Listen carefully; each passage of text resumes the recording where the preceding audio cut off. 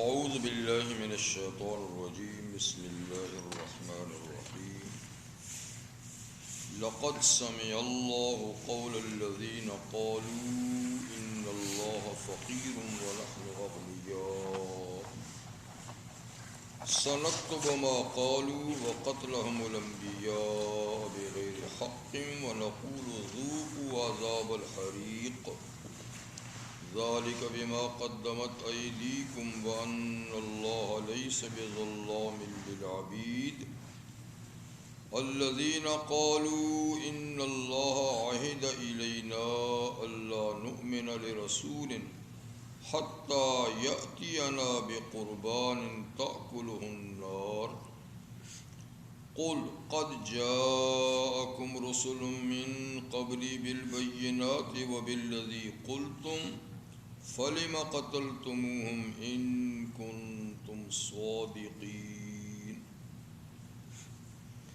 فإن كذبوك فقد كذب رسل من قبلك جاءوا بالبينات والزبر والكتاب المنير كل نفس ذائقة الموت وإنما توفون أجوركم يوم القيامة فمن زحزح عن النار وادخل الجنة فقد فاز وما الحياة الدنيا إلا متاع الغرور صدق اللہ العظیم۔ سورہ آل عمران کی آیت نمبر 181 سے 185 تک آیات آپ کے سامنے تلاوت کی گئی۔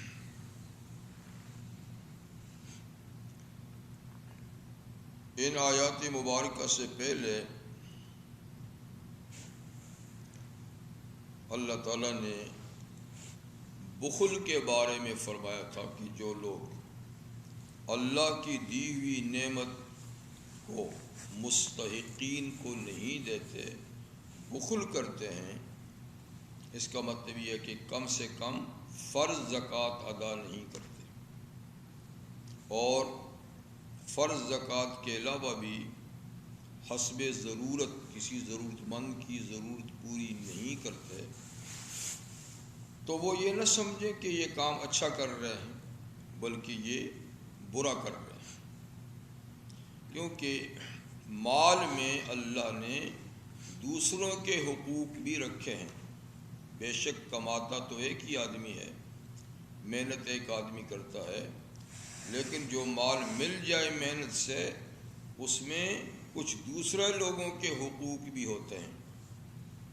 ایک حقوق لازمہ ہیں یعنی زکوٰۃ کہ سال کے بعد وہ لازمی طور پہ دینی پڑے گی، اور ایک عارضی حقوق ہیں کہ جس وقت بھی کوئی صاحب حقدار موجود ہو تو اس کی ضرورت پوری کی جائے، کیونکہ حضور نے فرمایا ہے صلی اللہ علیہ وسلم ان فی المال لحق سوى الزکوٰۃ، یعنی ایک زکوٰۃ ہی مالی حق نہیں، زکوٰۃ کے علاوہ بھی مال میں حقوق ہیں۔ فرض کریں کہ آپ نے ابھی زکوٰۃ دے دی اور آپ گھر جا رہے ہیں اور آپ کا پڑوسی شدید ترین بیمار ہے، اس کو اسپتال جانا ہے، اس کے پاس کچھ بھی نہیں ہے، تو آپ یہ نہیں کہہ سکتے کہ میں تو زکوٰۃ دے آیا ہوں۔ اس کو اسپتال تک پہنچانا آپ کی ذمہ داری ہے، اس کو دوا کی ضرورت ہے اور آپ کے پاس پیسے تو دوا کی۔ تو اس طریقے سے جب بھی کوئی ضرورت مند سامنے آئے اور آدمی کے پاس کچھ مال ہو تو اس کی مدد کرنا اس وقت فرض ہو جاتی ہے۔ بہرحال فرمایا کہ اللہ تعالیٰ نے جو کچھ دیا ہے اپنے فضل سے تو اس کو کوئی مستحق تک نہ پہنچائے۔ اللہ کا فضل عام ہے، اس سے مال بھی مراد ہو سکتا ہے، اس سے علم بھی مراد ہو سکتا ہے، اس سے جسمانی قوت بھی مراد ہو سکتی ہے، یعنی جو بھی چیزیں اللہ تعالیٰ نے اپنے فضل سے دی کسی ایک آدمی کو دی ہیں اور دوسرے کو وہ چیزیں کم دی ہیں یا نہیں ملی تو اس وقت اس کی ضرورت کا پورا کرنا اس کے ذمہ لازمی ہے۔ تو وہ یہ نہ سمجھیں کہ اگر بخل کریں گے تو اچھا، بلکہ بخل برا ہے اور خاص طور پہ فرمایا کہ جو مال بخل کر کے رکھا، مستحق کو نہیں دیا، تو یہ قیامت کے دن اس کے گلے میں توق بنا کر ڈالا جائے گا، اور توق بھی سانپ کا، یعنی مال کو سانپ بنا کر اس کے گلے میں ڈالا جائے گا۔ بلکہ ایک حدیث میں یہ بھی ہے کہ اس کا مال سانپ بنایا جائے گا، اور وہ محشر کے میدان میں دوڑے گا سانپ اس کے پیچھے، تو وہ اس سے بھاگے گا مالک، تو اللہ اس کو زبان دیں گے کہ بھاگتا کیا ہے، میں تیرا مال تو ہوں، مجھ سے کیوں بھاگتا ہے؟ اس وقت یہ کرنسی کی صورت میں تھا، آج یہ صورت میں ہوں تو تیرا مال ہوں، لیکن پھر بھی ڈر کے بھاگے گا تو آخر تھک جائے گا، وہ پیچھا نہیں چھوڑے گا۔ تو جس طریقے سے آدمی اپنا بچاؤ کرنے کے لیے پھر اپنا ہاتھ کرتا نا، ہاتھ اس طرح، تو وہ آگے بڑھ کے اس کے ہاتھ کو اپنا لقمہ بنا لے گا، اپنے ہاتھ کو پکڑ لے گا سانپ، اور یوں چڑھ کے اس کے گلے میں لپٹ جائے گا، اور پھر وہ یہاں اور یہاں ڈسے گا۔ اور پھر فرمایا کہ تم بخل کیوں کرتے ہو؟ تمہارے پاس تو یہ مال امانت ہے تھوڑی دیر کے لیے، جب دنیا سے جاؤ گے تو مال یہیں پڑا رہ جائے گا، بیلنس یہیں رہے گا، بینک میں پڑا رہے گا، مکان ادھر ہی رہے گا، زمین ادھر ہی رہ جائے گی، تم تو جیسے خالی ہاتھ آئے تھے خالی ہاتھ جاؤ گے، اور زمین و آسمان کی ساری وراثت اللہ کو رہ جائے گی۔ جب قیامت قائم ہو جائے گی، سب لوگ نکل جائیں گے، تو زمین آسمان کی وراثت کس کے لیے رہ جائے گی؟ اب تو وارثوں کے لیے رہ جاتی ہے نا، لیکن کوئی جب وارث بھی نہیں رہے گا، مورث بھی نہیں رہے گا، تو زمین آسمان کی وراثت اللہ کو رہ جائے گی۔ اسی سلسلے میں اللہ تعالیٰ آج ایک واقعہ ذکر فرماتے ہیں بخل ہی کے سلسلے میں، اور بخل اور کنجوسی جو ہے نا، یہ اصل میں یہودیوں کی خاص خصلت ہے۔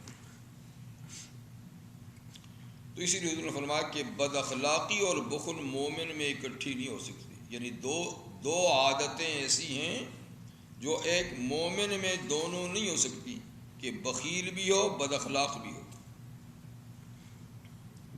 یعنی مسلمان بد اخلاق ہوگا تو بخیل نہیں ہوگا، بخیل ہے تو بد اخلاق نہیں ہوگا، یہ نہیں کہ بد اخلاق بھی اور بخیل بھی ہے، لیکن یہ صفات منافق کی ہوتی ہے اور یہودی کی ہوتی ہے۔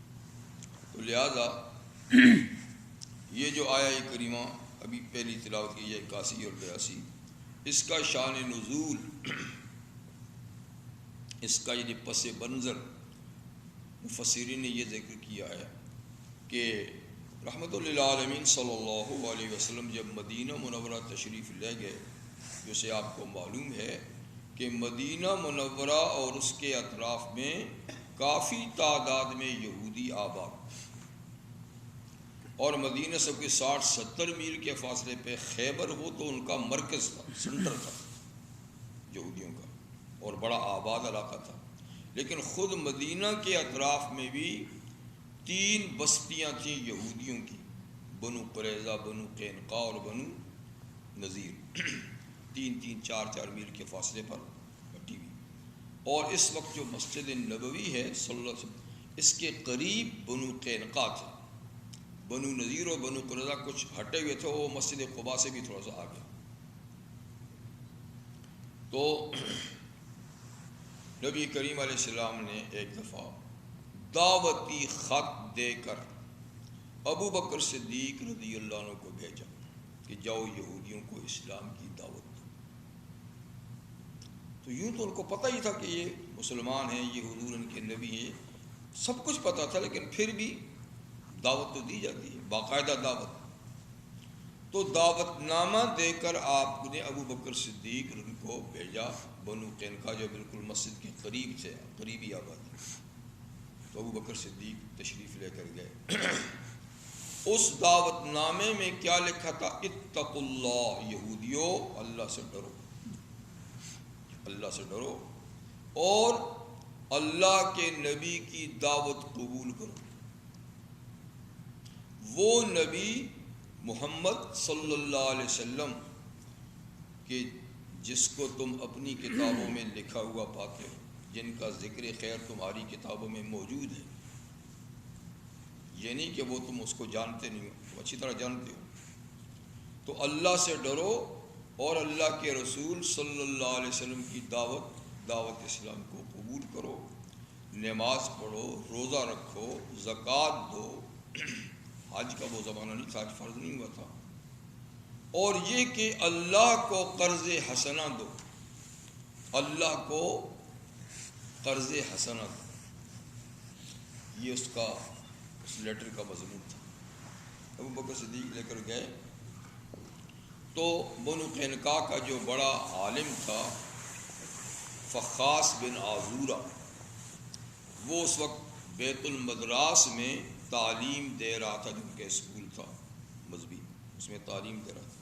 تو آپ سب سے پہلے اسی کے پاس گئے اور اسی کو لیٹر دے کے، کیونکہ ان کا امام بھی ہے، ان کا عالم بھی ہے. اس کو دیا تو اس نے پڑھا، اور پڑھنے کے بعد اس نے اللہ کی شان میں بے ادبی کے لفظ کہے. یہودی تو ہیں گستاخ اور بے ادب. اللہ کے نبی حضرت موسیٰ علیہ السلام کی موجودگی میں موسیٰ علیہ السلام کی بے ادبی تو کیا، اللہ کی بے ادبی اللہ کے نبی کے سامنے کرتے رہے. تو اس بات سے ٹلتے نہیں تھے. لیکن جب تورات ملی انہی کے درخواست پہ ملی، اور جب موسیٰ علیہ السلام لے کر آئے تو ان کا جی کیا پتہ ہے، آپ نے لکھی ہوگی 40 دن جو آپ وہاں رہے، ہم کیسے یقین کریں کہ اللہ نے دی. اللہ تو دیتے تو 1 منٹ میں دیتے تو یہیں دے دیتے، وہاں بلانے کی کیا ضرورت تھی. ہاں جی، پھر مہینہ 40 دن کے وقت لگائے، کیسے یقین کریں. تو آپ نے فرمایا اللہ کی کتاب ہے، تمہیں یقین نہیں آتا تو میرے ساتھ کچھ قابل اعتماد لوگ بھیجو. اس لیے کہ اللہ مجھ سے جب بات کرتے ہیں تو کوئی طور پر ہی کرتے ہیں اور کسی جگہ میں نہیں کرتے. تو میرے ساتھ جائیں کوئی طور پر، میں اللہ تعالیٰ سے درخواست کروں گا، اللہ تعالیٰ کہیں گے کہ یہ میری کتاب ہے، یہ لوگ سن لیں گے. تو کتنی بے ادبی ہے کہ اللہ کے نبی پر اعتماد نہیں کرتے. یہ کتاب آپ نے سنی. خیر ان لوگ تیار کیے تو 70 آدمی لے کر موسیٰ علیہ السلام منتخب لوگوں کو لے کر گئے. لیکن قوم کے مزاج کو دیکھو، قوم کا مزاج دیکھنا ہونا تو ان کے لیڈروں کے مزاج کو دیکھو. جس قوم کے لیڈر کا مزاج یہ ہوگا تو قوم کا کیا ہوگا. اب یہ چنے ہوئے لوگ ہیں جو گئے ہیں، منتخب لوگ ہیں. یہ گئے تو باقاعدہ اللہ تعالیٰ سے درخواست کی. اللہ تعالیٰ نے کہا کہ ہاں تورات میری نازل کردہ کتاب ہے، میں نے موسیٰ علیہ السلام کو دی ہے. سب نے آواز سنی. اب یہ بگڑ گیا وہاں پر 70 نمائندے، جی آواز تو آ رہی ہے لیکن ہم آپ کی بات پہ کیسے یقین کریں، یہ اللہ میاں بول رہے ہیں. تو جب تک اللہ کو سامنے نہیں دیکھ لیں گے نا، کہ سامنے آ کر کہیں، تو ہم یقین نہیں. لن نؤمن لک حتی نری اللہ جہرۃ، ہرگز آپ کی بات پہ یقین نہیں کریں گے کہ یہ اللہ بول رہے ہیں جب تک کہ آنکھوں کے سامنے دیکھ نہ لیں. تو وہ اس کے کیا باتیں ہوں گی، لیڈروں کا یہ حال ہے. تو جب اللہ کے شان میں اتنی بڑی گستاخی کی کہ اللہ کو دیکھے بغیر نہیں مانیں گے، تو پھر اللہ میاں دیر نہیں لگا کر فَأَخَذَتْهُمُ الصَّاعِقَةُ، اسی وقت بجلی گری اور سب کو جلا بھلا کے رکھ دیا. ایسی کی تیسی تم مجھے دیکھنا چاہتے ہو. میرا بندہ موسیٰ مجھے نہیں دیکھ سکتا، اس نے بھی درخواست کی تھی رب ارنی انظر الیک. تو میں نے کہا موسیٰ تم دنیا میں نہیں دیکھ سکتے، تم کون ہوتے ہو دیکھنے والے. تو گستاخی کی فوری طور پہ سزا دے دی تھی اللہ تعالیٰ نے. خیر پھر ان کی دعا سے دوبارہ زندہ ہو گیا جو بھی ہوا. تو میں عرض یہ کر رہا تھا کہ یہ ایک ایسی قوم تھی کہ اپنے نبی کی پرواہ نہیں، اور نبی کی موجودگی میں بھی اللہ تعالیٰ کی گستاخی کرتے تھے. اور یہاں اگر کی تو خیر اس نے گستاخی کی اور کہا لگتا ہے کہ اللہ میاں غریب ہو گئے ہیں، اس لیے ہم سے قرضہ مانگتے ہیں، اور ہم امیر ہیں، ہم ہم سے قرضہ مانگتے ہیں۔ پھر کہنے لگا یہی وجہ ہے نا کہ اللہ نے تم لوگوں پہ سود حرام کیا ہے لیکن ہمارے لیے حلال ہے، تاکہ ہم خوب کمائیں، خوب مالدار ہو جائیں۔ جب اس نے یہ بکواس کیا تو ابو بکر سنبھل نہ سکے، آگے بڑھے اور یہ لے کر اس کے منہ پہ تھپڑ مار دیا کہ تو اللہ کی شان میں گستاخی، اللہ کو تو فقیر کہتا ہے، تجھے شرم نہیں آتی؟ اس لیے کہ اللہ کا قرض مانگنے کا مطلب وہ نہیں ہے جو تم ایک دوسرے سے قرض مانگتے ہو، کہ تم تو قرض اس لیے مانگتے ہو کہ تم ضرورت مند ہوتے ہو تو اپنی ضرورت پوری کرنے کے لیے وہی مجھے قرضہ دو۔ تو میاں اللہ تعالیٰ ضرورت مند نہیں، وہ تو غنی ہے، وہ تو خود دیتا ہے، وہ کسی سے کچھ لیتا نہیں، نہ اس کو مال کی ضرورت ہے نہ اس کو عبادت کی ضرورت ہے، اللہ کو تو کسی چیز کی ضرورت نہیں، وہ تو خود فیاض ہے، خود نعمتوں کی بارشیں برساتا ہے۔ یعنی اللہ کے قرض کا مطلب تو یہ ہے کہ تم اپنے بھائی بندوں کو، غریبوں کو کچھ دو، ان کی مدد کرو، اور میں تمہیں اس کا دگنا چگنا کر کے ثواب دوں۔ یہ مطلب ہے اللہ کے قرض کا مطلب یہ ہے کہ تم اپنے بھائیوں کی ضرورت پوری کرو، میں اس کا تمہیں اجر و ثواب دوں گا۔ تو یعنی یہ کتنی بری بات ہے کہ تم اس کے اللہ کے قرض کو بندوں کے قرض پہ یعنی محمول کرتے ہو، اور بے ادبی کی بات اللہ تعالیٰ کی شان میں کرتے ہو۔ خیر اس کو مارا اور یہ بھی کہا اگر تمہارا ہمارا ایگریمنٹ نہ ہوا ہوتا امن کا تو میں تو تلوار سے تیری گردن ہی اتار دیتا، لیکن یہ میں نے صرف تھپڑ مارا۔ یہ کہ آپ چلے گئے تو پیچھے سے عذورہ بھی آ گیا حضور علیہ السلام کے پاس کہ جناب ابو بکر نے میرے ساتھ زیادتی کی ہے، مجھے مارا ہے۔ آپ نے فرمایا ابو بکر تجھے مارنے کے لیے بھیجا تھا کہ دعوت دینے کے لیے؟ کہا آقا اس لیے تو اللہ کی شان میں یہ تو بچ گیا میرے ہاتھوں، اللہ کی شان میں گستاخی کی ہے اس لیے تو مارا ہے۔ تو جی میں نے کب گستاخی کی ہے؟ تو جھوٹے بھی تو ہے، میں نے کب گستاخی کی ہے؟ تو اللہ نے یہ آیت نازل کر کے ابو بکر صدیق کی تائید کر دی، اس نے یہ بکواس کیا تھا۔ اور یہ تو معمولی بات ہے، اس کی اصل سزا تو ہم دیں گے جب ہم ہمارے پاس آئیں گے، اور ہم نے اس کی کئی بھی بات لکھ لی ہے۔ یعنی اللہ فرماتے کہ ہم تو جانتے ہیں لکھیں یا نہ لکھیں، لیکن اس کے باوجود رپورٹ تیار کر لیا فرشتوں نے، اس کے کئی الفاظ لکھ دیے گئے ہیں، اور جو ہی ہماری عدالت میں پیش ہوگا تو پھر ہم دیکھیں اس کے ساتھ۔ اس نے یہ بات کہی ہے لقد سمع اللہ قول الذین قالوا، یقیناً اللہ نے ان لوگوں کی بات سن لی جنہوں نے اللہ کی شان میں کہا ان اللہ فقیر، اللہ محتاج ہو گیا ہے معاذ اللہ، ونحن اغنیاء، اور ہم دولت مند ہیں، اس لیے وہ ہم سے قرض مانگتا ہے۔ یہ بات ہم نے فرمایا کہ ہم نے اللہ تعالیٰ نے سن لی ہے، اور سن کر سنک تو وہ ہم اس کو عن قریب لکھ بھی لیں گے، فرشتوں سے نوٹ بھی کروا لیں گے، ما قالو جو کچھ انہوں نے کہا، تو اب یہ بچ نہیں سکتے۔ تو مختلف اوقات میں یہودی اللہ کی شان میں بے ادبی کے لفظ کہا کرتے تھے۔ جب کبھی مالی پوزیشن کمزور ہو جاتی نا تو پھر کہا کرتے تھے کہ اللہ تعالیٰ کے ہاتھ جکڑے ہوئے ہیں، وہ ہم پر فیاضی نہیں کرتا، ہمیں کچھ دیتا نہیں۔ یہ سورہ مائدہ میں اللہ فرماتا ہے غلت ایدیہم وَلُعِنُوا، ان کے ہاتھ جکڑے ہوئے ہیں، یہ پرلے درجے کے بخیل ہیں، ان کے ہاتھ جکڑے ہوئے ہیں، اور ان پر اللہ کی لعنت اور پھٹکار ہے۔ بل یداہ مبسوطتان، اللہ کے دونوں ہاتھ کھلے ہیں، کبھی سکڑے ہی نہیں۔ ينفق کیف یشاء، اپنے بندوں پہ جیسا چاہتا ہے وہ خرچ کرتا ہے۔ تو یہ کہتے ہیں کہ ہمارا مال کم ہے، ہمیں کم مل رہا ہے تو اللہ کے ہاتھ سکڑ گئے؟ نہیں، تو کیسے بکواس یہ کرتے تھے۔ فرمایا ان کا یہ ایک جرم نہیں کہ اللہ کی شان میں بے ادبی کے لفظ کہتے ہیں، ان کا ایک جرم یہ بھی ہے وَقَتْلَهُمُ الْأَنْبِيَاءُ بِغَيْرِ حق، اور ان کا انبیاء کرام کو قتل کرنا بھی ایک سنگین جرم ہے ناحق۔ تو نبی کا قتل ہمیشہ ہوتا ہی ناحق ہے، نبی کا قتل کبھی برحق ہوا ہی نہیں، تو پھر ناحق کیوں کہا؟ اس لیے کہا کہ خود یہودی بھی یہ جانتے تھے کہ ہم نبی کو جو مار رہے ہیں تو ناحق مار رہے ہیں، یعنی حق پہ سمجھ کے نہیں مارتے تھے بلکہ ناحق سمجھ کے مارتے تھے، ظلم سمجھ کے مارتے تھے، لیکن پھر بھی مارتے تھے۔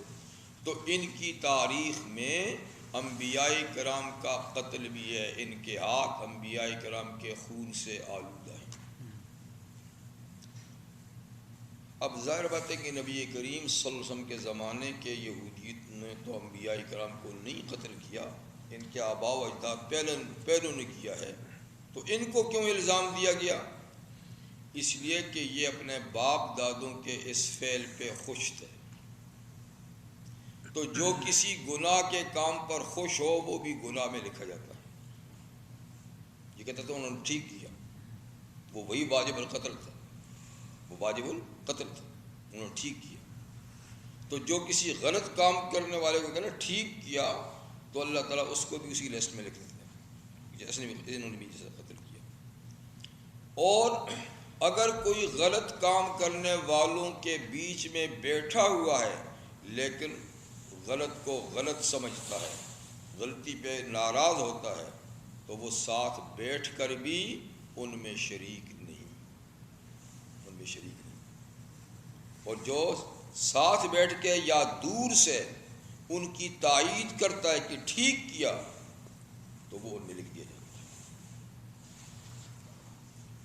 اور جو موجودہ یہودی تھے جن کا ذکر ہے، انہوں نے اگرچہ کسی نبی کو بالفعل قتل نہیں کیا لیکن رحمت للعالمین صلی اللہ علیہ وسلم کے قتل کی سازشیں تو انہوں نے بھی کی۔ ایک دفعہ حضور علیہ السلام کو قتل کرنے کے ارادے سے بنی نذیر قبیلے نے اپنے محلے میں حضور کو بلایا، وہ جی ہمارا وہاں جھگڑا ہو گیا ہے تو آپ تشریف لائیں، اس کا کوئی فیصلہ کرنا ہے۔ تو کوئی دیت کا خون بہا کا کوئی مسئلہ تھا، تو آپ بنو نذیر کے قبیلے میں گئے، تو ان شیطانوں نے حضور علیہ السلام کو ایک مکان کی دیوار کے سامنے نیچے بٹھائے، آپ یہاں بیٹھے جی ابھی بس یہ ہوتا ہے وہ ہوتا ہے، اور پھر مکان کی چھت پر سے ایک پتھر آپ پر گرانے کی سازش کی کہ یہاں بیٹھیں گے تو اوپر سے ایک چھت پتھر کی اوپر گرا دیں، لیکن اللہ تعالیٰ نے وہی کر کے بتا دیا کہ آپ یہاں سے اٹھ جائیں، سازش ہو گئی، آپ اٹھ گئے، اور پھر کہا اچھا بدماشی کرتے تھے یہ، اور یہ نا جی یہ آئیں بائیں شائیں کر دی۔ اور جب خیبر فتح ہوا تو باقاعدہ ایک یہودن خاتون نے دعوت کی اور ایک بکری بھون کر اس میں زہر بھر کر حضور کے سامنے رکھ دی، تو حضور بھی بیٹھے کھانے کے لیے، کچھ صحابہ بھی بیٹھے، صحابہ نے کچھ کھایا تو ایک دم زہر چڑھ گئی، حضور صلی اللہ علیہ وسلم نے ایک لقمہ لیا تو گوشت سے آواز آئی مجھے مت کھائیے میں زہر آلود ہوں، لیکن تھوڑا سا آپ نے کھا لیا تھا باقی آپ نے چھوڑ دیا۔ تو اس عورت کو بلا کر کہا کہ یہ کیا ہے، یہ تو نے کیا کیا ہے؟ اس نے کہا میں نے تو یہ کام اس لیے کیا ہے کہ میں یہ دیکھنا چاہتی تھی کہ اگر آپ نبی نہیں پھر تو زہر کھا کے ہماری جان چھوٹ جائے گی، ہماری جان چھوٹ جائے گی، اور اگر آپ نبی ہوئے تو آپ نہیں کھائیں گے۔ تو اس امتحان کے لیے میں نے آپ کی اس امتحان کے لیے میں نے اس میں ڈالا تھا۔ تو اب امتحان تو پورا ہو گیا لیکن پھر بھی وہ مسلمان نہیں ہوگی، امتحان تو ہو گیا کہ گوشت بول گیا، آپ نے اس کو چھوڑ دیا، اور پھر اس عورت کو بھی کچھ نہیں کہا آپ نے، لیکن بہر ایمان پھر بھی نہیں رہی۔ تو یہ بھی تو سازش تھی نا آپ کو قتل کرنے کی۔ تو مطلب ہے کہ موجود یہودیوں نے آپ کے قتل کی سازش کی، قتل نہیں کر سکے، لیکن ان کے آباء و اجداد باقاعدہ انبیاء کرام کو قتل کرتے رہے. اور ہر قتل ناحق، مسلمان کا ہو غیر مسلم کا ہو، کسی کو، وہ اکبر الکبائر میں سے، بڑے سے بڑے جو گناہ ہیں ان میں سے کسی کو ناحق قتل کرنا. لیکن نبی کا قتل یہ سب سے سنگین جرم ہے. حضور سے فرمایا کہ وہ شخص سب سے زیادہ قابل نفرت ہے جو کسی نبی کو قتل کرے، اور وہ بھی جس کو اللہ کا نبی قتل کرے. جس کے ہاتھوں نبی قتل ہو وہ بھی انتہائی سنگین قسم کا آدمی ہے، اور جو نبی کے ہاتھ سے قتل ہو جائے وہ بھی انتہائی سنگین مجرم ہے. اس لیے کہ نبی بڑا مہربان ہوتا ہے، وہ کسی کو اپنے ہاتھ سے نہیں قتل کرتا. اگر کسی کو اپنے ہاتھ سے قتل کرے سمجھو کہ یہ پرلے درجے کا آدمی ہے. اور حضور صلی اللہ علیہ وسلم کے ہاتھوں بھی ایک مرا ہے، ایک کافر، ابی بن خلف، یہ مکہ کے سرداروں میں سے تھا. اس نے ایک گھوڑا پال رکھا تھا اور اس کو بہت اچھا چارہ کھلاتا تھا تاکہ موٹا. کسی نے ایسے پوچھ دیا کہ وہ بھائی یہ کیا ہے، یہ گھوڑا کہاں کیسے لیا، کیا؟ اس نے کہا یہ میں نے معاذ اللہ سے، معاذ اللہ، اس کو میں نے خریدا ہے خاص مقصد کے لیے، اور خاص اس کو دانہ چارہ کھلاتا ہوں تاکہ اس پہ بیٹھ کے محمد کو قتل کروں گا، الیاذ باللہ صلی اللہ علیہ وسلم، یعنی حضور کے قتل کے لیے. تو یہ خبر حضور کو پہنچ گئی کہ بھائی ایسا کہتا ہے. آپ نے فرمایا انشاءاللہ بھائی میرے ہاتھوں مرے گا. آپ نے فرمایا اچھا میرے قتل کے لیے اس نے گھوڑا پال رکھا ہے، انشاءاللہ یہ خود میرے ہاتھوں مرے گا. کسی نے جا کر اس کو بتا دیا کہ وہ تو یہ کہتے ہیں. اب حضور کی سچائی کا تو ان کو یقین تھا کہ یہ شخص جھوٹ نہیں بولتا، یہ تو صادق امین ہے. اب اس کو کینسر ہو گیا، دن بدن پریشان ہو رہا ہے. جب انہوں نے کہا ہے تو یہ ہو کے رہے گا، اب میں اس کے ہاتھوں مر کے رہوں. سخت پریشان، گھر میں گیا تو بیوی نے کہا کیا ہوا؟ اس نے کہا چھوڑ بات ہی رہنے میں. کیوں پریشان ہے اتنا زیادہ؟ سردار ہے تو، یہ ہے وہ ہے. محمد کی طرف سے پیغام آیا ہے کہ میں ان کے ہاتھوں قتل ہو جاؤں گا. کدھر قتل ہو جائے گا؟ تجھے پتہ نہیں ہے؟ اس نے کبھی جھوٹ نہیں بولا، یہ بات ہو کے رہے گی، اب نہیں بچ سکتا. تو بس پریشان یہاں تک کہ جنگ بدر کا جب موقع آیا تو ابو جہل چیف تھا، تو اس نے سب سرداروں کو بھی کہا لوگوں کو جاؤ جنگ کے لیے جائیں گے. یہ چھپتا پھرتا تھا، مجھے کہیں نہ لے جائے. لیکن آخر کہا بھائی ابئی کہاں، یہ بڑا سردار آدمی ہے. اس نے کہا جی وہ تو بس ادھر ہے ادھر ہے ادھر. نہیں اس کو بلا کے لاؤ. بولا یار مجھے رہنے دو، تم چلے جاؤ. کہ نہیں تو سردار آدمی ہے، تجھے تو جانا پڑے گا. تو بے شک جنگ میں حصہ نہ لینا، لیکن یہ تو نہیں، پھر فوجی میں بددلی ہو جائے گی نا، تجھے تو جانا ہی پڑے گا. تو مجبور کر کے کھینچ تان کے اس کو لے کر گئے، جاتا نہیں تھا. تو جنگ میں پھر جب کبھی دیکھا حضور کا سامنا ہوا تو وہاں بھی بہت بچتا تھا کہ کہیں ان کے ساتھ آمنا سامنا نہ ہو جائے. لیکن حضور نے ایک تھوڑی سی قریب آیا تو کہیں تھوڑی سی لاٹھی یہاں ماری تھی، تھوڑی سی لاٹھی، تلوار نہیں، نیزہ نہیں، برچھا نہیں، لاٹھی. تڑپنے لگ گیا. ہٹا کٹا آدمی ہے، سردار آدمی ہے، کیا ہوا؟ یہ زخموں سے چور ہیں، ہاتھ کٹے، کسی کے پاؤں کٹے، نہیں رو رہے. انہوں نے کہا کیا پتا ہے تمہیں؟ ان کو فلاں نے مارا ہے، مجھے حضور نے مارا ہے. تمہیں کیا پتہ ہے وہ لاٹھی کی ضرب کتنی تکلیف دہ ہے، اس سے کتنی جلن ہو رہی ہے، میں کیسا جل رہا ہوں، تم تو اندازہ نہیں ہے. بال اسی لاٹھی سے وہ مر گیا. تو جو نبی کے ہاتھوں مرے وہ بھی پرلے درجے کا لعین، اور جو اللہ کے نبی کو قتل کرے وہ بھی پرلے درجے کا لعین. تو فرمایا کہ یہ یہودی تو انبیاء کرام کے قاتل ہیں، ان کا یہ جرم بھی ہم نے لکھا، اللہ کی شان میں جو بے ادبی کی باتیں کرتے ہیں یہ بھی ہم نے لکھ لیا، سن بھی لیا۔ وَنَقُولُ ذُوقُوا عَذَابَ الْحَرِيقِ، جب ہماری عدالت میں پیش ہوں گے اور فرد جرم عائد ہوگی تو پھر ہم کہیں گے اب جلنے کا عذاب چکھو۔ وہاں جو بکواس کرتے تھے اب اس کے بدلے میں دائمی آگ میں جلنے کا عذاب چکھو۔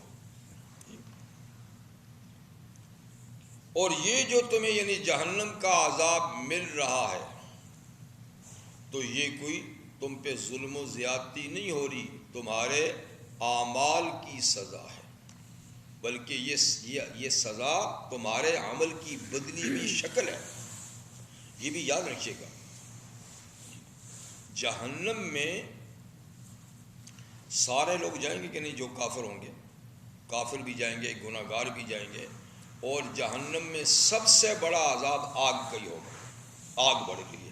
اگرچہ اور قسم کے بھی عذاب ہوں گے، سانپ بھی ہوں گے، بچھو بھی ہوں گے، شیر بھی ہوں گے، پہاڑ بھی ہوں گے، ہر قسم کا عذاب ہوگا، لیکن آگ کا عذاب سب پر حاوی ہوگا۔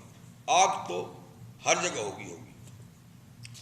اب مجرم جو ہے نا ان کے جرم ایک طرح کے تو نہیں ہوں گے نا، مختلف قسم کے جرم ہوں گے۔ تو جیسے یہاں جیل میں جس قسم کا جرم ہوتا نا اسی کے خانے میں اس کو لے جا کر بند کر دیتے۔ ہر مجرم کی الگ الگ جگہیں ہوتی ہیں۔ تو جہنم میں ایک سزا تو آگ ہے جو پورے جہنم میں بھڑک رہی ہوگی۔ اب یہ مجرم میں مسلمان بھی ہیں، کافر بھی ہیں، یہودی بھی ہیں، عیسائی بھی ہیں، منافق بھی ہیں، سارے قسم کے مجرم مریض ہیں۔ تو کیا سب کو ایک ہی ایسی سزا ملے گی؟ کہ نہیں، ہر مجرم کو اس کے جرم کے مطابق سزا ملے گی، اس کے جرم کے مطابق سزا ملے گی۔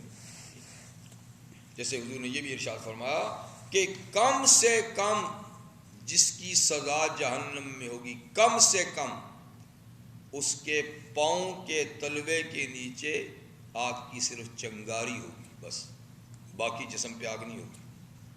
لیکن آگ کی اس چنگاری سے اتنی تپش ہوگی کہ اس کی کھوپڑی بھی ابلے گی صرف اس سے۔ اور یہ بھی ہے کہ اس کو صرف اس کے جو جوتے ہوں گے جہنم کے، اس کے تسمے ہی آگ کے ہوں گے، باقی جسم پہ آگ نہیں ہوگی۔ لیکن ہوگا تو آگ میں، کیونکہ جہنم میں آگ بجھی تو کہیں بھی نہیں ہوگی۔ تو یہ بات یاد رکھیے کہ جہنم میں آگ یقیناً ہوگی، لیکن سب کو آگ نہیں جلائے گی۔ آگ جلتی تو ہوگی لیکن جلائے گی نہیں، جلائے گی اسی کو جس کی سزا جلنا ہوگا، اور جس کی سزا جلنا نہیں ہوگا اور کوئی ہوگی، بچھو کے کاٹنا ہوگا، سانپ کا کاٹنا ہوگا، تو آگ میں وہ بھی ہوگا لیکن آگ اس کو نہیں جلائے گی، اس کو صرف سانپ ہی کاٹے گا، اس کو بچھو ہی کاٹے گا۔ آگ میں وہ بھی ہوگا جس کی سزا ہوگی کہ فرشتے اس کی پٹائی کریں، تو آگ اس کو جلائے گی نہیں، اس کی پٹائی والی سزا ہوگی۔ تو جس قسم کا جرم اس قسم کی سزا ہوگی، لیکن ہوں گے سارے آگ میں۔ پھر یہ بھی فرمایا کہ جو مسلمان ہوں گے گناہ کی وجہ سے جہنم میں جائیں گے، تو اس گناہ کی وجہ سے ان کے چہرے نہیں جلیں گے، ہوں گے وہ بھی آگ میں، چہرے نہیں جلیں گے، ہاتھ نہیں جلیں گے، یہ بالکل سلامت رہیں گے، اس لیے کہ وہ نماز پڑھتے تھے۔ تو جو نماز کے میں وضو میں آزاد ہوئے جاتے ہیں ان کو آگ نہیں جلائے گی، اور ادھر ادھر جلیں گے لیکن چہرہ سلامت رہے گا۔ تو جیسی سزا ہوگی وہی سزا ہوگی، باقی چیزیں ان کے اوپر اثر انداز نہیں ہوں گی، اس لیے کہ جیسا گناہ ہوگا ایسی سزا ہوگی۔ اور دراصل وہ جو چیزیں وہاں پر ہیں وہ آدمی کے گناہ ہی کی بدلی ہوئی شکلیں ہوں گی، ہر آدمی کا گناہ ہی سزا بنے گا۔ اس نے فرمایا ذالک بما قدمت ایدیکم، یہ بسبب اس کے ہے جو تم نے برے اعمال آگے بھیجے ہیں، یہ برے اعمال ہی آج سزا کی شکل میں تمہارے سامنے ہیں۔ وَأَنَّ اللَّهَ لَيْسَ بِظَلَّامٍ لِّلْعَبِيدِ، اور اللہ اپنے بندوں پہ ظلم کرنے والا نہیں کہ گناہ کم کیا ہو سزا زیادہ دے دے، نہ، ہوں گے جہنم میں لیکن اپنے اپنے گناہ کی سزا، گناہ ہی سزا بن کے اس کو سزا دے گا، باقی اس کو کچھ نہیں ہوگا۔ اسی لیے اللہ تعالیٰ فرماتے ہیں نا وَإِن مِّنكُمْ، نماز کتنے ہوئی اسی ٹائم پر ہوگی؟ سوا پہ ہوگی، ساڑھے سات۔ ساڑھے سات ہوئی، ٹھیک۔ تو اللہ تعالیٰ فرماتے ہیں وَإِن مِّنكُمْ إِلَّا وَارِدُهَا كَانَ عَلَىٰ رَبِّكَ حَتْمًا مَقْضِيًّا۔ اس کی ایک تفسیر یہ ہے کہ جہنم سے گزر کے ہی جنت میں جائیں گے جنتی بھی۔ اِن مِّنكُمْ اس لیے کہ وہ جو پل ہوگا نا وہ تو نام ہی کا پل ہوگا، آپ کو پتہ ہے نا، اس پہ تو کوئی پاؤں نہیں ٹھہرے گا، نہ کوئی اس پہ چل سکتا ہے۔ جو پل صراط ہے جو بال سے باریک ہوگا اس کا تو نام ہی ہے، صرف اس چلنے والی چیز تو نہیں ہے، گزرنا پڑے گا سب کو جہنم سے، جہنم کے بیچ سے جائیں گے۔ تو اِن مِّنكُمْ إِلَّا وَارِدُهَا، تم میں سے کوئی ایسا نہیں، مومن ہے یا کافر ہے جو بھی ہے، وہ واردها جہنم کے رستے سے ہی جائے گا، آگ میں سے ہو کے ہی جائے گا۔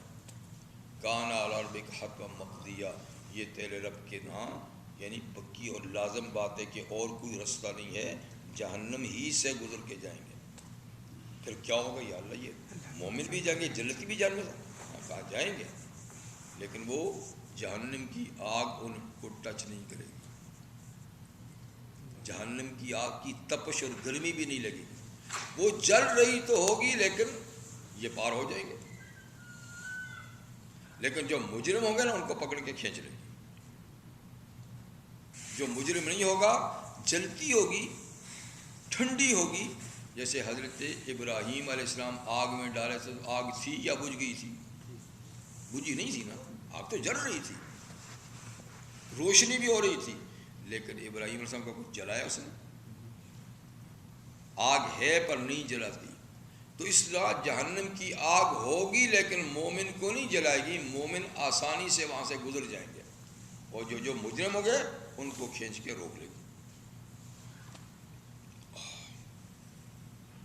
وَأَنَّ اللَّهَ لَيْسَ بِظَلَّامٍ لِّلْعَبِيدِ۔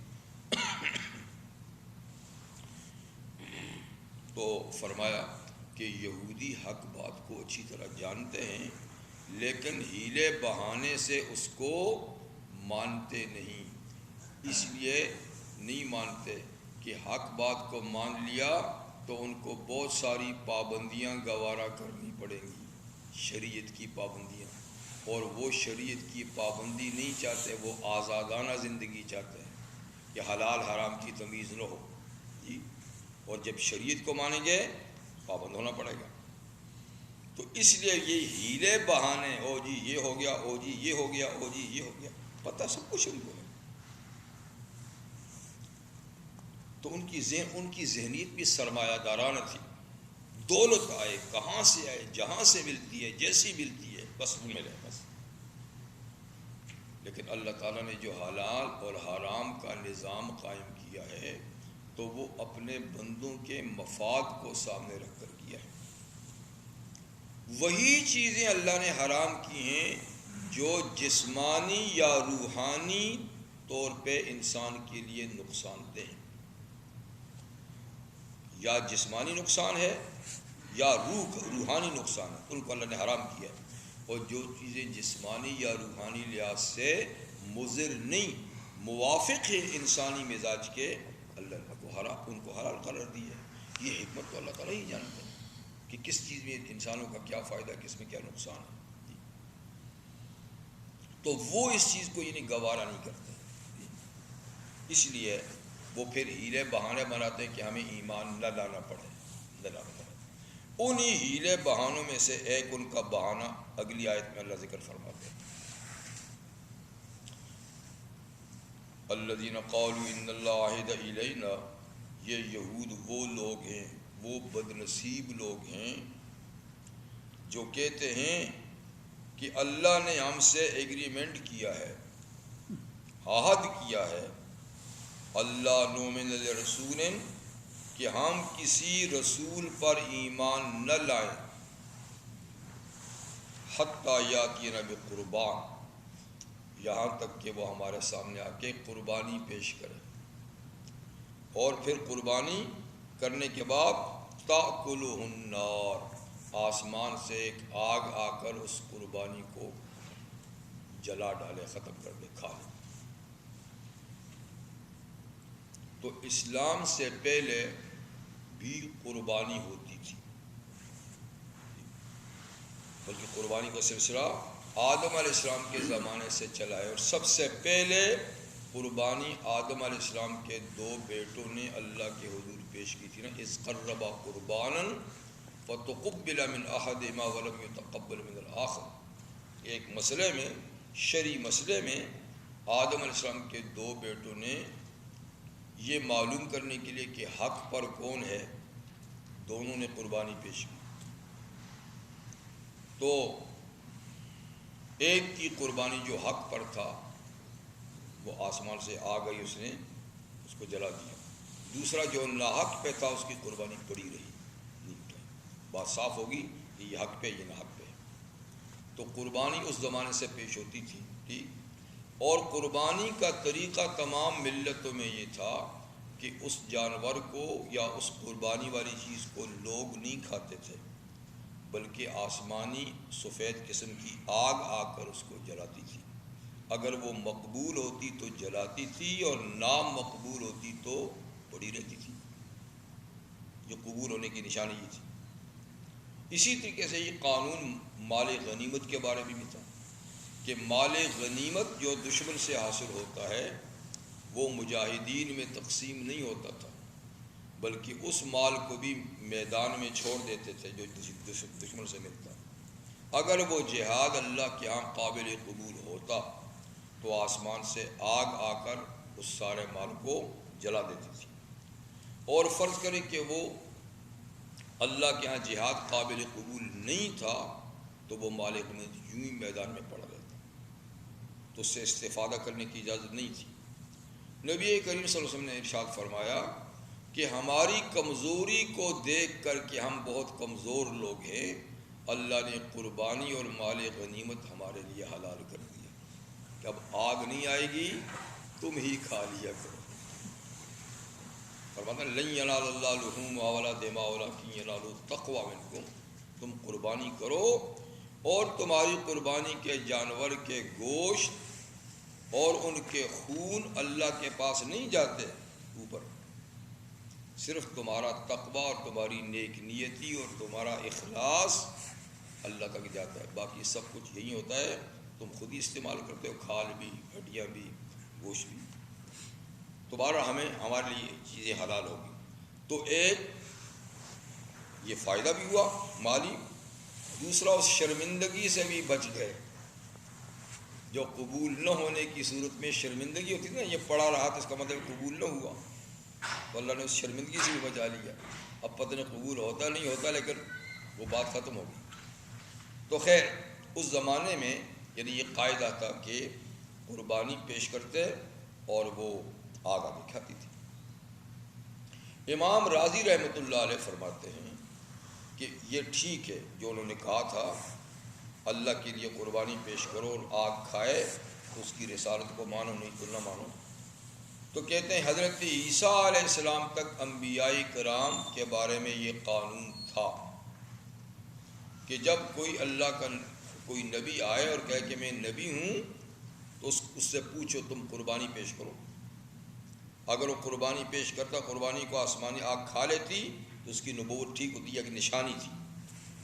لیکن عیسیٰ علیہ السلام اور محمد الرسول اللہ صلی اللہ علیہ وسلم کے لیے یہ قانون نہیں، کہ ان سے پہلے انبیاء کے لیے قانون تھا۔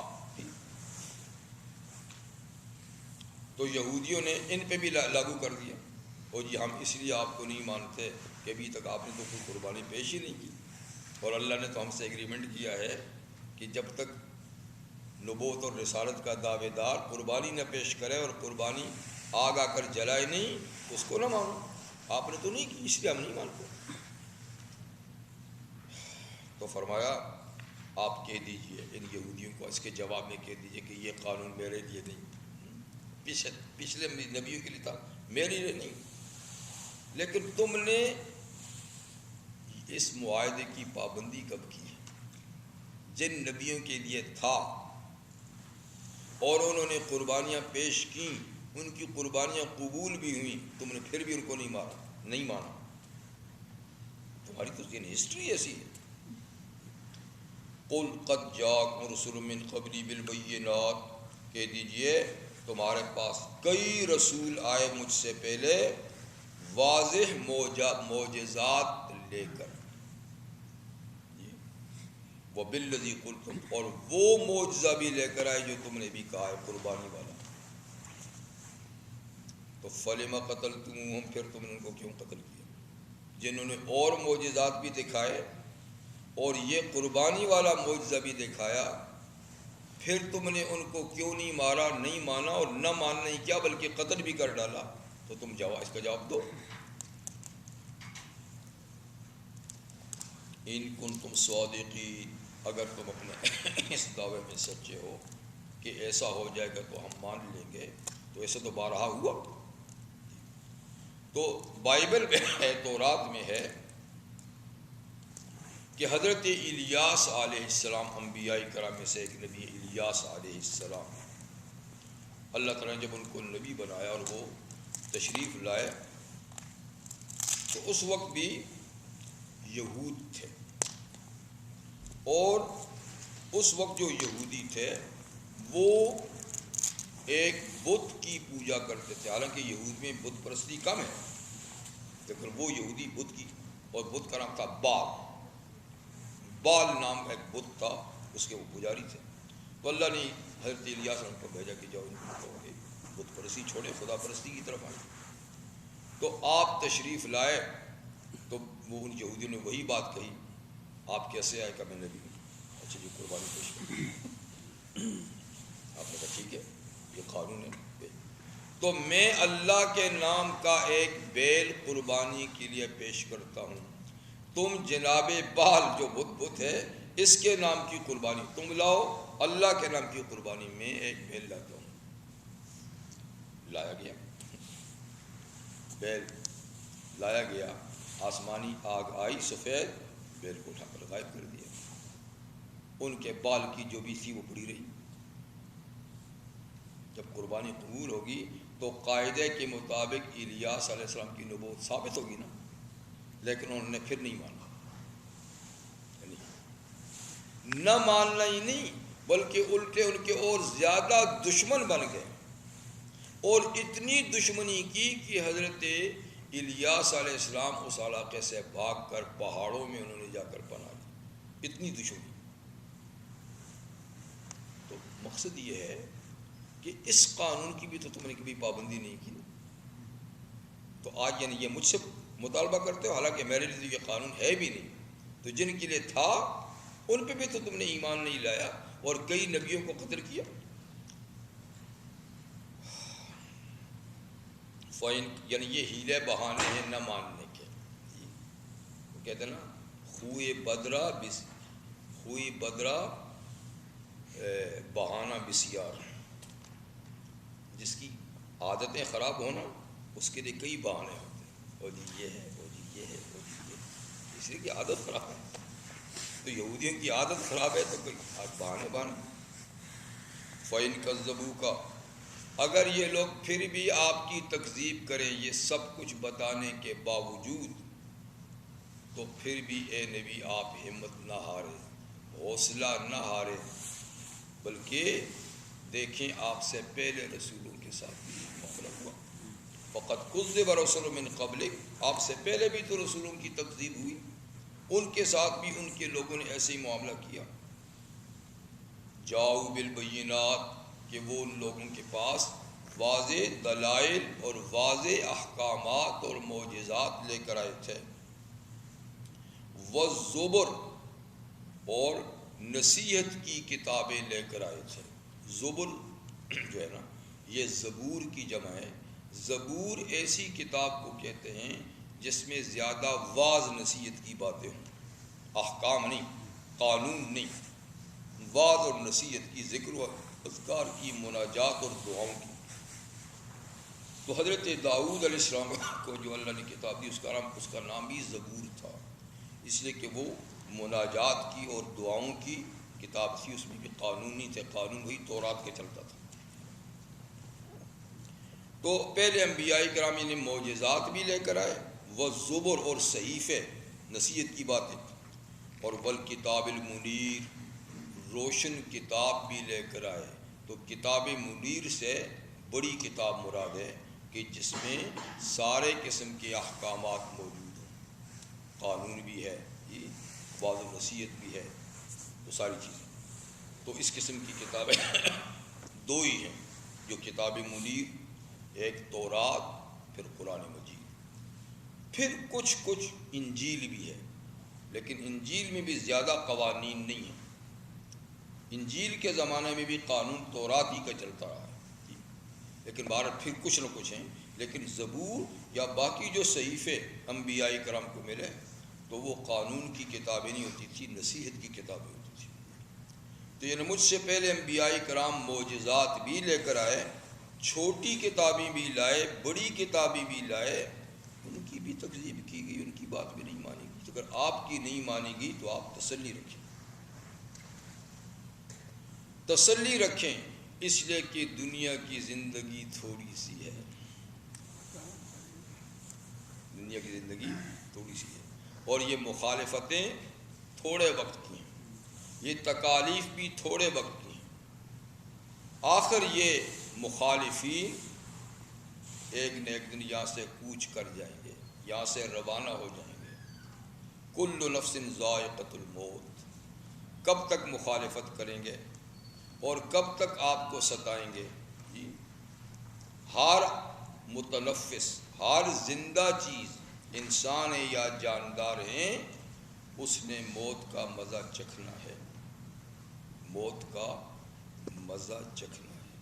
یہ نہیں کہا کہ مر جائے گی، موت کا مزہ چکھنا ہے، ذائقہ، ٹیسٹ۔ اس کا مطلب یہ ہے کہ موت بھی ایک ٹیسٹی چیز ہے، اس کا بھی ایک ذائقہ ہے، اور یہ مرنے والا ہی جانتا ہے کہ کیسا ذائقہ ہے۔ ایسا کڑوا ذائقہ ہے، ایسا کڑوا ذائقہ ہے کہ اس سے کوئی کڑوی چیز ہے ہی نہیں۔ اس لیے کہ بدن سے جب روح کا رشتہ ٹوٹتا ہے، اور روح جو بدن کے ہر چیز، ہر حصے میں داخل ہے، جب یہ نکلتی ہے تو آسان بات نہیں۔ وجاءت سکرۃ الموت بالحق ان للموت سکرات، حضور نے فرمایا ان للموت، موت کی تکلیفیں ہوتی ہیں، موت کی سختیاں ہوتی ہیں، موت کی بے چینی ہوتی ہے۔ جب یہ رشتہ کٹتا ہے، روح جب نکلتی ہے تو آسان بات نہیں، اور جب نکلتی ہے یہاں سے تو یہ اپنا ذائقہ چھوڑتی ہے، جس کو مرنے والے کو پتہ چلتا ہے۔ میں کئی دفعہ بیان کر چکا ہوں، شاید آپ کو بھی بیان کیا ہوگا، حضرت عیسیٰ علیہ السلام کے معجزات میں سے احیاء موتیٰ بھی ایک معجزہ تھا، کہ وہ اللہ کے حکم سے مرے ہوئے کو کہتے تھے اٹھ، تو مرا ہوا اٹھ جاتا تھا۔ تو 3-4 مردے انہوں نے اٹھائے، معجزہ دکھایا، لیکن لوگوں نے وہی کوئی بد والی بات تھی، بھائی پتہ نہیں، یہ کل تو مرا تھا، کیا پتہ مرا بھی ہے، سکتے میں تھا، آپ نے اٹھا دی تو کیا ہے بھائی، یہ قبر میں، اور یہ قبر میں تو کون سے 2-4 دن تو اس کو ہوئے ہیں، لوگ تو مہینے سکتے میں ہوتے ہیں، کومے میں ہوتے ہیں، کیا پتہ یہ کومے میں تھا، مرا ہی نہیں تھا۔ تو بہرحال 2-3 اس طرح کیے تو انہوں نے کہا نہیں۔ پھر آپ نے کہا اچھا مجھے کوئی ایسی خبر بتاؤ نا جو سب سے پرانا مردہ ہو، ایسی خبر بتاؤ کہ تمہارے علم میں سب سے پرانی خبر ہے، اس کو اٹھاتے ہیں۔ تو ایک بابا جی موجود تھے، انہوں نے کہا جی مجھے نوح علیہ السلام کے بیٹے کی خبر معلوم ہے، نوح علیہ السلام کے بیٹے کی خبر، مطلب کہ بہت پرانی بات ہے۔ کہا چلو میرے ساتھ جاؤ، لے گئے ان کو اس قبر پہ، اس نے نشان تھا کہ یہ ہے، تو آپ نے کہا قم باذن اللہ، صاحب قبر اللہ کے حکم سے اٹھ جائے، اٹھ کھڑے، ایک دم قبر پھٹی تو نوح علیہ السلام کے بیٹے اٹھ کھڑے ہوئے، نکلے، بال سفید تھے۔ تو عیسیٰ علیہ السلام نے حیرت سے پوچھا، ہاں آپ کے زمانے میں تو بال سفید نہیں ہوا کرتے تھے، چاہے عمر جتنی بھی ہو، بالوں کی سفیدی کا دور تو ابراہیم علیہ السلام سے چلتا ہے، اس سے پہلے تو سینکڑوں سال عمر ہو تو بھی بال بھی سفید، آپ کے بال کیسے سفید ہیں؟ اس نے کہا میں سمجھا کہ قیامت ہو گئی ہے، قیامت ہو گئی ہے، جب مجھے اٹھایا گیا تو قیامت کے خوف سے سفید ہو گئے تھے نہیں، کیونکہ قیامت کی صفات میں اللہ نے بیان کیا یوم یجعل الولدان شیبا، قیامت وہ دن ہے کہ جو بچوں کو بھی بوڑھا بنا دے گی، جس میں بچے بھی بوڑھے ہو جائیں گے، تو یہ اس دہشت کے ہمارے سفید ہوتا ہے۔ چلو بات ہوگی، تو پھر انہوں نے کہا آپ عرصہ و دنیا سے گئے ہیں، کیسے پایا اللہ کو، کیسے پایا آخرت کو، کیسے پایا؟ انہوں نے کہا الحمدللہ اللہ کے نبی کا بیٹا ہوں، اللہ کا ولی ہوں، سب ٹھیک ٹھاک ہے، لیکن موت کا ذائقہ اب بھی محسوس کرتا ہوں، موت کا ذائقہ اب بھی محسوس کرتا ہوں، صدیاں گزر گئی، صدیاں۔ معلوم ہوا کہ اسی لیے اللہ قرآن جا کر ذائقۃ الموت اسی لیے فرماتے ہیں، یہ نہیں کہا کہ ہر آدمی نے مرنا ہے، کہا نہیں، موت کا ایک ذائقہ بھی چکھے گا اور وہ دیر تک قائم رہے گا۔ خیر کر ان سے کہا کہ آپ اب ہمارے پاس رہنا چاہتے ہیں یا واپس جانا چاہتے ہیں؟ انہوں نے کہا میں واپس ہی جانا چاہتا ہوں۔ کہا پھر لیٹ جائیے، لیٹے اور ختم ہو گیا، پھر قبر بند ہوگی، لیکن نہ ماننے والوں نے پھر نہیں مانا، اس لیے کہ نہ ماننے کا تو کوئی علاج نہیں۔ کل نفس ذائقۃ الموت، ہر متنفس اور ہر زندہ چیز، انسان ہے یا کوئی جاندار، اس نے ایک نہ ایک دن موت کا ذائقہ چکھنا ہے۔ تو موت کا ذائقہ چکھ کر بھی فیصلہ نہیں ہو جائے گا کہ معاملہ اب ختم ہو گیا، نہیں۔ وَإِنَّمَا تُوَفَّوْنَ أُجُورَكُمْ يَوْمَ الْقِيَامَةِ، موت کے بعد ایک دور ہوگا قیامت کا، اور جب قیامت کا دور ہوگا موت کے بعد تو اس میں دوبارہ یعنی اٹھایا جائے گا اور حساب کتاب لے کر نتائج کا اعلان کیا جائے گا، رزلٹ کا اعلان کیا جائے گا۔ تو یہ دنیا امتحان گاہ ہے، یہاں بھیجا گیا ہے ایک وقت تک کے لیے، ہر آدمی کی وقت اللہ تعالیٰ ہی نے طے کیا کہ کس نے کتنا رہنا ہے، کتنے سال رہنا ہے، کتنے سال رہنا ہے، اور ساتھ میں بتایا کہ اس لائن پہ زندگی گزارنی ہے، اس لائن پہ نہیں گزارنی۔ پھر ٹائم پورا کرنے کے بعد موت کی نیند سلا دیں گے، ٹھیک، ایک برزخ کا دور ہوگا، برزخ کے دور کے بعد پھر قیامت ہوگی۔ قیامت کا معنی یوم البعث، یوم النشور، یوم الحساب، پھر اٹھائے جائیں گے، اٹھا کر پھر اللہ تعالیٰ پوچھیں گے کہ یہ دنیا میں جو زندگی گزاری تھی تو کون سی لائن میں چلے تھے جو میں نے بتائی تھی صراط مستقیم، وہ یا گمراہی کے رستوں پہ چلے تھے یا صراط مستقیم، اس پر پھر فیصلہ ہو جائے کہ صراط مستقیم والوں کو جنت میں بھیج دیا جائے گا اور ضلال اور گمراہی کے رستے والوں کو دوسری سمت بھیج دیا جائے گا۔ تو تمہیں تمہارے ثواب پورے پورے دیے جائیں گے قیامت کے دن۔ اور اب لوگوں کے دو ہی ٹھکانے ہوں گے، مستقل ٹھکانے، جہاں سے آگے اور کوئی ٹھکانہ منزل نہیں، آگے کہیں جانا نہیں، ایک دوزخ ہے، ایک جنت۔ فمن زحزح عن النار وادخل الجنہ، تو جو شخص اس قیامت کے دن جہنم سے بچا لیا گیا اور جنت میں داخل کر دیا فقط فاز، بس وہ کامیاب ہو گیا، ایسا کامیاب ہو گیا اب کبھی بھی ناکام نہیں ہوگا، کبھی بھی ناکام نہیں ہوگا۔ وَمَا الْحَيَاةُ الدُّنْيَا إِلَّا مَتَاعُ الْغُرُورِ، اور یہ جو دنیا کی زندگی ہے یہ دھوکے کا سامان ہے، اس کی کوئی حقیقت نہیں ہے، یہ ایک وقتی چیز ہے،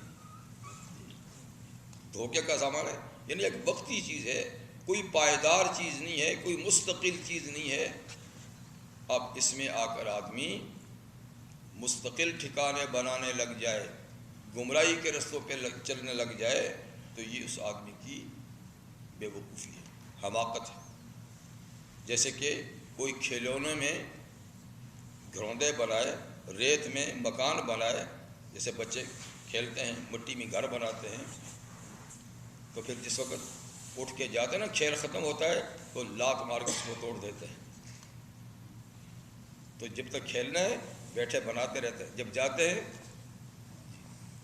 تو یہ تو ایسا ہی ہے، گھروندا ہے، کچھ وقت کے لیے اللہ نے بنایا ہے، اور جب اس کا وقت پورا ہو جائے گا تو یہ سارا نظام اللہ توڑ دیں گے، اس کو ختم کر دیں گے، جو اصل ہے اس میں بھیج دیں گے، اصل جنت ہے یا پھر دوزخ۔ تو یہ بہرحال دنیا کی زندگی متاع غرور ہے، دھوکے کا سامان ہے، اسی لیے اس کو ایک جگہ لہو و لعب بھی کہا ہے۔ اعلموا انما الحیات الدنیا لعب و لہو، لعب و لہو و زینت و تفاخر و تکاثر فی الاموال والاولاد، 5 اسٹیپ دنیا کے، 5۔ نمبر 1، شروع میں لعب، کھیل، یعنی بچہ جب دنیا میں آتا ہے سب سے پہلے آتا ہے تو اپنے ہاتھ پاؤں سے کھیلتا ہے، کوئی چیز اس کے ہاتھ میں ڈال دو تو ڈال دو، نہیں تو اپنے ہاتھ پاؤں ہلائے گا، اپنے پاؤں، کسی سے غرض ہی نہیں، کھیلتا ہے۔ پھر تھوڑا سا عمر آگے بڑھتی ہے، لہو، پھر کھیل دیکھتا ہے، دوسرے کو کھیلتا دیکھتا ہے، اور اگر کوئی اکیلا ہو جاتا ہے تو روتا ہے، جب کوئی آتا ہے چٹکی بجاتا ہے، چھنچھنا بجاتا ہے، باتیں کرتا ہے، تو پھر اپنا کھیل نہیں ہے، اس کو دیکھتے رہتا ہے کہ یہ کیا کرتے ہیں۔ اس لیے وہ مائیں ہیں، بہن ہیں، بھائی ہیں، وہ اس کے ساتھ منہ بناتے ہیں، باتیں کرتے ہیں، ہاتھ ہلاتے ہیں، وہ تماشا دیکھتا ہے۔ تو پہلے خود کھیلتا ہے پھر تماشا دیکھتا ہے۔ انما الحیات الدنیا لعب و لہو، ٹھیک۔ پھر اس اسٹیج سے آگے جاتا ہے، جب بڑا ہو جاتا ہے، جوانی کے قریب ہوتا ہے، زینت، پھر آرائش، نمائش، اپنی اوپر نظر ہے، کپڑا کیسا ہے، جوتا کیسا ہے، ٹوپی کیسی ہے، گھڑی کیسی ہے،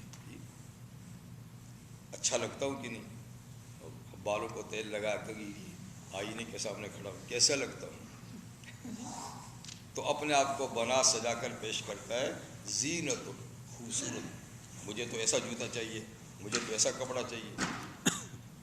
تو جب جوانی اور جوانی کی قریب ہو تو ساری توجہ اسی پہ ہے، روم کیسا ہے، بیڈ کیسا ہے، پھر اس کے بعد گاڑی کیسی ہے، تو یہ سلسلہ چلتا ہے۔ زینت وتفاخر فی الاموال والاولاد، جب اس سے آگے بڑھتا ہے اور شادی ہو جاتی ہے جی، تو پھر دوسروں کے مقابلے میں فخر کرتا ہے، بچے کتنے ہیں، دولت کتنی ہے، بیلنس کتنا ہے، گھر کیسا ہے، بزنس کیسا ہے، اس کے مقابلے میں کم تو نہیں ہوں، پھر ساری توجہ اس پہ ہے، اور اسی میں پھر خاتمہ ہو جاتا ہے، کیونکہ یہ سلسلہ ایسا چلتے چلتے چلتے بڑھاپے تک چلتا ہے، کیونکہ حضور نے فرمایا کہ آدمی بوڑھا ہوتا جاتا ہے، ابن آدم یشب، بوڑھا ہوتا جاتا ہے، اور اس کے اندر 2 چیزیں جوان ہوتی جاتی ہیں،